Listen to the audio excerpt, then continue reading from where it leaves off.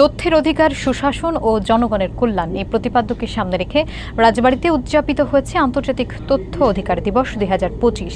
আয়োজন করে জেলা প্রশাসন এবং সচেতন নাগরিক কমিটি সনাক। বিস্তারিত থাকছে বাবলু শেখের তথ্যচিত্রে। রবিবার সকাল ৯টায় জেলা প্রশাসক কার্যালয় চত্বর থেকে একটি বর্ণাঢ্য র্যালি বের হয়। পরে জেলা প্রশাসকের সম্মেলন কক্ষে তথ্য অধিকার আইন নিয়ে আলোচনা সভা অনুষ্ঠিত হয়। আলোচনার সভায় সভাপতিত্ব করেন অতিরিক্ত জেলা প্রশাসক শঙ্কর চন্দ্র বৌদ্ধ।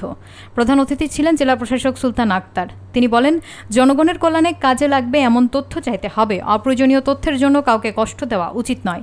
অনুষ্ঠানে বিভিন্ন দপ্তরের কর্মকর্তাদের মাঝে ১৯টি সনদ প্রদান করা হয়। এ সময় জেলা তথ্য অফিসার রেখা ইসলাম, সদর উপজেলা নির্বাহী অফিসার মারিয়া হক, অতিরিক্ত পুলিশ সুপার মোহাম্মদ আবু রাসেল সহ বিভিন্ন দপ্তরের প্রতিনিধি এবং শিক্ষার্থীরা উপস্থিত ছিলেন। আপনারা যদি কেউ পরিচিত থাকে আমাদের তরুণদের মধ্যে মেসেজটা ছড়িয়ে দেবেন। জাপানি ভাষা যারা ভালো বলতে পারে তাদেরকে ভিসা এবং তাদের ওয়ার্ক পারমিটের ক্ষেত্রে প্রায়োরিটি দিয়ে থাকে। এখন সেটা কিন্তু অক্টোবর থেকে হবে।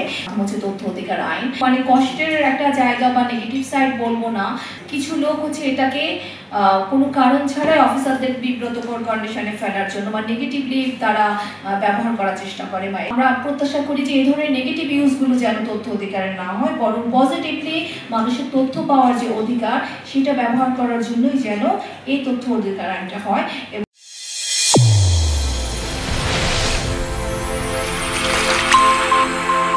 চ্যানেল A1 হৃদয়ের স্পন্দন।